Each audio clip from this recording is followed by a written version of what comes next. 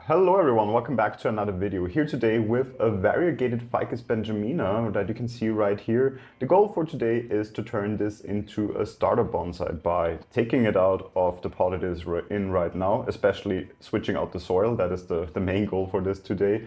And then also putting it in a bonsai pot and just looking a bit at what we could do shape-wise with this tree. I think we're not going too crazy on the foliage. I want to actually keep this growing quite wildly so it thickens the trunk a little bit, but we will get to that in a second. So what we're going to do is repot it today into a bonsai pot and style it as well. Let's start with a little bit about this tree. So you can see it is a variegated form of Ficus Benjamina. Variegated ficus normally tend to always grow a bit leggy, especially in comparison to the non-variegated versions, but this one I feel is actually doing quite well when it comes to the space in between the leaves. So I think it is still quite a good candidate for turning this into a bonsai. So the goal, as I said, is to first of all get it out of this pot, and we're going to do this right away. I want to do this especially now before cold season starts because the soil is very, very bad. It is this typical mixture that you can find, trees like that you buy from a garden center or box store. And especially for winter, this normally is simply too dense when it comes to also water retention, in my opinion. Let me put this on the side and really do it here and just take off quite roughly the soil here. We will see how this was potted up, probably not in a good way, probably too deep. Oh, I can already see there is also some netting in here, which is always a very bad sign also because there's of course restricts all the root growth. You can see here this netting that was put in here. When they're grown, they are normally grown with netting like this inside, and they never take it off basically when they repot it in the places where they are commercially grown.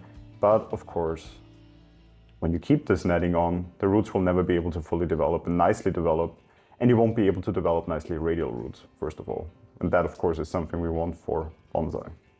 So I'm just going around now, taking off the soil.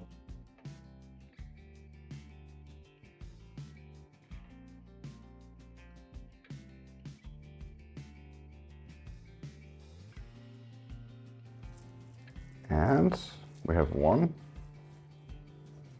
and 2 and 3 trees. Let me continue cleaning this up a little bit, also cleaning up the workspace here, and then I will be back and we continue working on those trees. Okay, and I cleaned up the place here a little bit. I wrapped the roots of the trees right now in a wet paper towel to also keep them moist while we work on them now, because of course what we want to not happen is that they dry out while we actually prepare everything for the repotting. But let me take them out just for a second to give you an idea on how they look now. I basically also washed them off. Really rinsed them quite nicely to get all of the soil or most of the soil out of these trees. Now let's look at those trees, and as I expected, of course, by themselves they're way too thin to really create anything interesting out of them at the moment. And I think that already leads me to my idea for them today, and that is to try to fuse them together in the future. Ficus, a tropical tree, of course, you can fuse together, and that will be our goal for today, or at least to set it up so they in the future will fuse together and create a broom-style tree like this. So that is my goal. I just see how to best already position them now, because this one, for example, is already growing out, as you can see here. So why not already position it in a way that plays into our design here. The same with this one and with this one. So if we put them together like this, we can create a nice looking broom-style tree in the future. So I wrap the roots again to keep them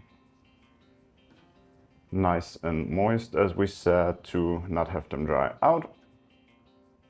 So just package them up like this, and I will get some wire ready, and we're actually going to wire this together and try to, over the years, actually get it to fuse together then like this. So I'm just using some, I think 2mm gauge it is, wire to loosely but nevertheless firmly wire this together. Of course, we don't want the wire to bite too much into the trees, but they should keep them together in a way that they're actually going to stay together.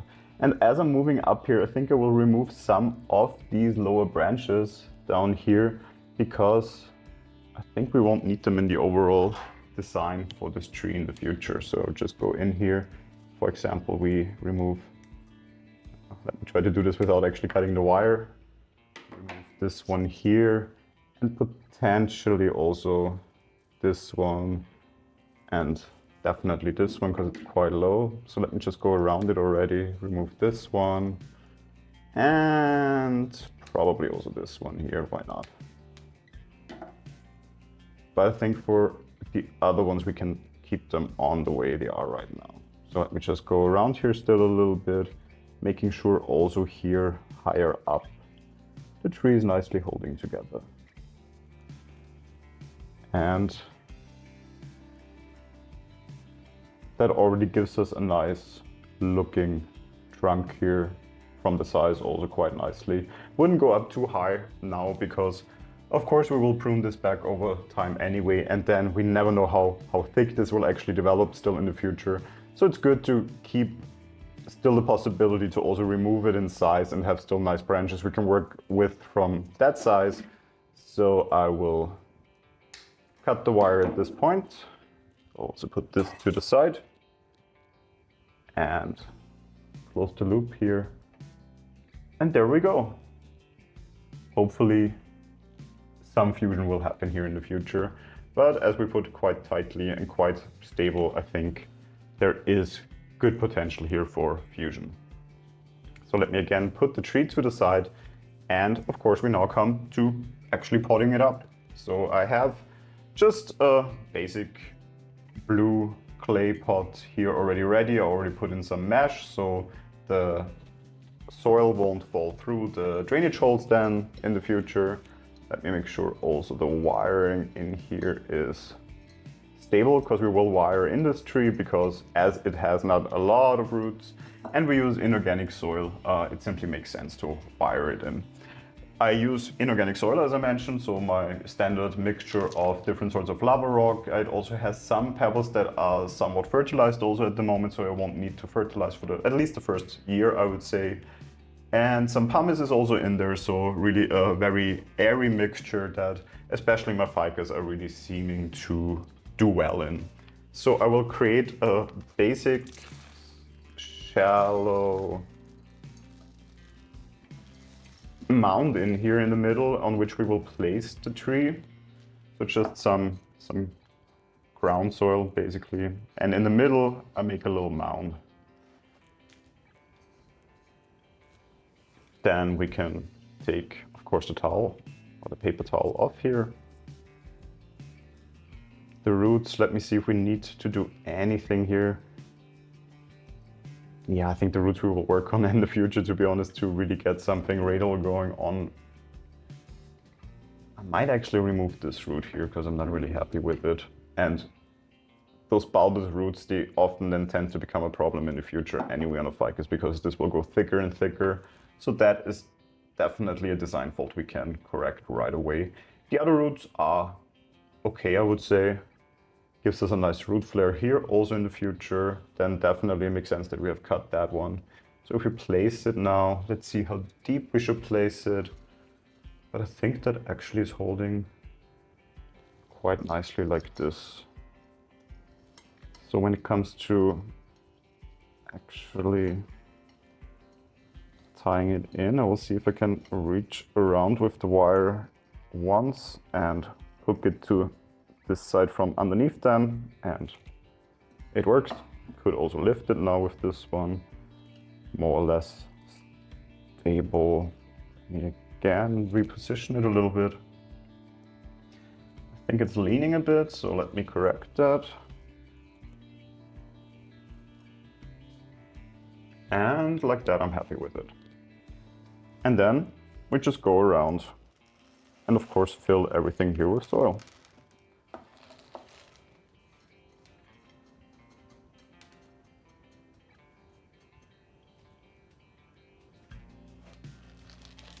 Also from the other side.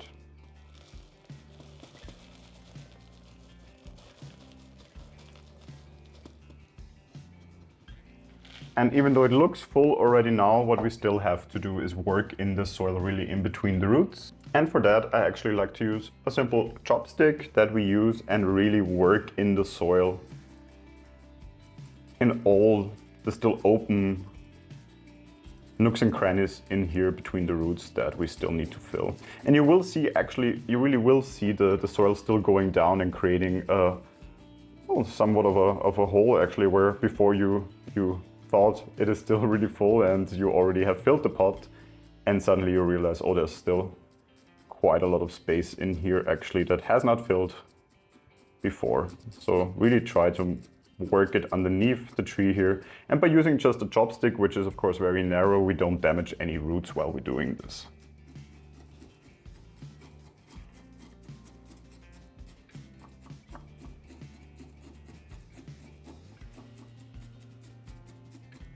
So it's starting to compact itself definitely.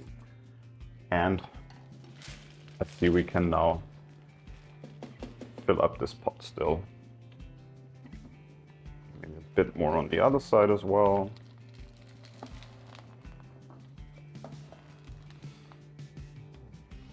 Let me see if I still move it a bit in this direction, if it's fine.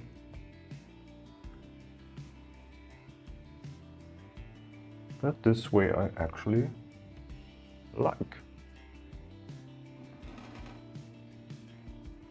So let me give you a look of the oval tree. And of course, what you can spot right away is a lot of foliage. But as I said, I will keep this on this tree the way it is right now because I wanted to stay strong and healthy. We did repot it now, so that is of course always some shock to the tree, and we don't have to even make this shock more severe for the tree by also now really pruning back and going into structural pruning.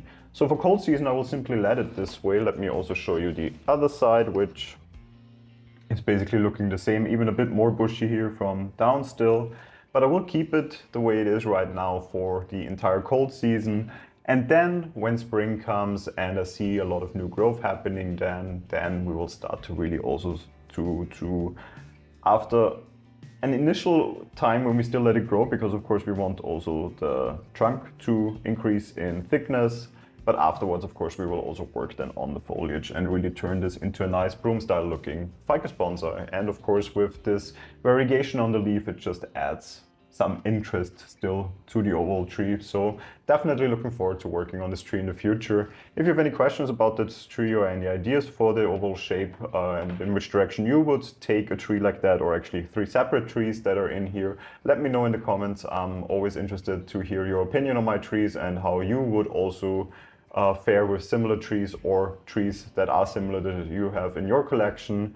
If you enjoyed this video, feel free to leave a like, and of course, if you enjoy my channel, feel free to subscribe to it. And hopefully I will see you in the next video then. Until then, take care.